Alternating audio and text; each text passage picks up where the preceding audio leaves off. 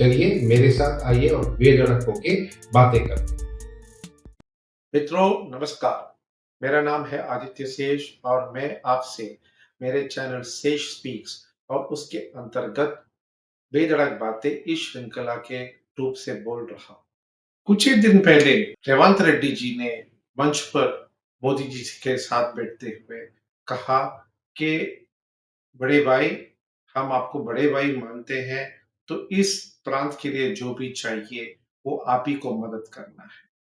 जब भी कभी राजनेता ऐसे बोल जाते हैं तो ये इतना सरल नहीं होता जितना वो इसको जताते हैं।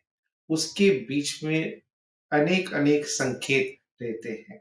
ये संकेत हो सकता है कि उन्होंने कहा कि कांग्रेस को कि आप तेलंगाना के मामलों में अपना टांग ना अड़ाए, मतलब हाईकमांड को। दूसरे संकेत ये हो सकता है बीजेपी को कि हम आपकी तरफ देख रहे हैं और आपके साथ काम करना चाह रहे हैं। समय ही बताएगा कि कौन से संकेत किसके लिए हैं, पर ये हो सकता है।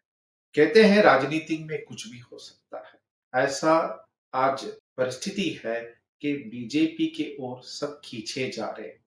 बीजेपी का आकर्षण शक्ति बहुत ही बढ़ रहा है, जिसको हम ग्रेविटेशनल फोर्स कहते हैं।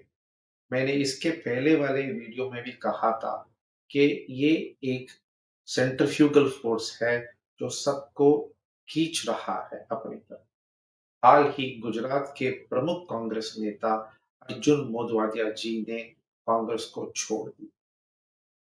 उसके बाद और कुछ नेताओं ने कांग्रेस को छोड़ दिया।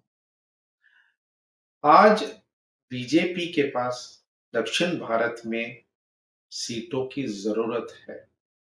ऐसे परिस्थिति में वो दक्षिण के ओर देख रही है और ये ख्याली पुलाव नहीं होगा अगर कल डीके शिव कुमार जी जाकर बीजेपी के साथ मिल जाते हैं या फिर रेवंत रेड्डी जी जो तेलंगाना के मुख्यमंत्री हैं वो जाके बीजेपी में मिल जाते हैं। ये ख्याली पुलाव नहीं है और मैं आपको बताता हूं कैसे। हम तेलंगाना की एक परिस्थिति ले लेते हैं। तेलंगाना के जो विधानसभा है उसमें 119 सीटें हैं। 119 सीटों का 50% 60 सीट हो सकता है। आज के तारीख में कांग्रेस के पास 64 और बीजेपी के पास 8 है। ठीक है, अगर पूरा का पूरा कांग्रेस रेवान जी के साथ चले गए बीजेपी में तो 64 और 8 मिलकर 72 हो जाएगा।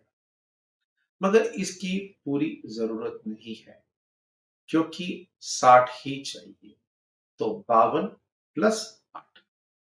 पर इसमें एक समस्या खड़ी हो सकती है और वो है कि हमारे देश में एंटी डिफेक्शन बिल होता है। ये एंटी डिफेक्शन बिल क्या होता है?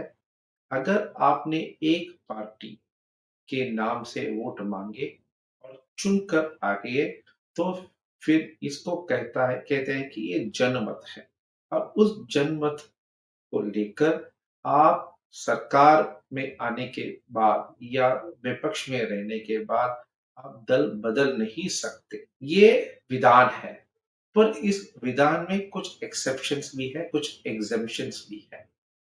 अगर एक पार्टी दूसरे पार्टी में विलीन होना चाहती है तो विधान ये कहता है कि 2/3 अगर एमएलए है आपके पास, वो 2/3 एमएलए को लेके जब आप जाते हो और दूसरे पार्टी में विलीन हो जाते हो, तो ये विधान आपके ऊपर लागू नहीं होता है। अब मान लीजिए कि तेलंगाना में रेवांत रेड्डी जी लेते हैं इस कदम को, तो उनको चाहिए 52 एमएलए और 8 एमएलए जो बीजेपी के आएंगे, दोनों के जोड़ के 60 हो जाएगा। 60 जो है बिल्कुल 50% है तेलंगाना विधानसभा का। जब ये होता है तो कोई एमएलए डिस्क्वालीफाई नहीं होता। उसके बाद वो स्पीकर के ऊपर है कि वो निर्णय लेते हैं। अब ये जो विधान है, ये स्पीकर के ऊपर लागू नहीं होता। अब स्पीकर भी रेवंत रेड्डी जी के आदमी ही हैं। तो अगर ये गणित सफल हुआ, तो ये दल बदल के आज बीजेपी के साथ विलीन हो सकते हैं। अब प्रश्न उठता है कि कांग्रेस के विधायक ऐसा क्यों करेंगे? तो उसका एक कारण है। आज बीजेपी बड़ी पार्टी हो गई है, उसकी आकर्षण शक्ति में सभी साथ आ रहे हैं। जब आप एक शक्तिशाली पार्टी के साथ काम करते हो और खासकर यहाँ बीजेपी जो है केंद्र में है, तो डेवलपमेंट के लिए वो पैसा दे सकता है, फंड्स दे सकता है, तो जाहिर है कि एमएलए को ये लगेगा क्यों ना हम शक्तिशाली पार्टी के साथ जाए। आज कांग्रेस शक्तिशाली नहीं है, तो उनके पास जो क्षेत्र है, विधान क्षेत्र है, उसके डेवलपमेंट के लिए, उनके खुद के भविष्य के लिए, उनके कैरियर के लिए वो दल बदल सकते हैं। इससे बीजेपी को क्या फायदा होगा? आने वाले चुनाव में बीजेपी ने टारगेट रखा है 400, अब के बार 400। ये 400 क्यों?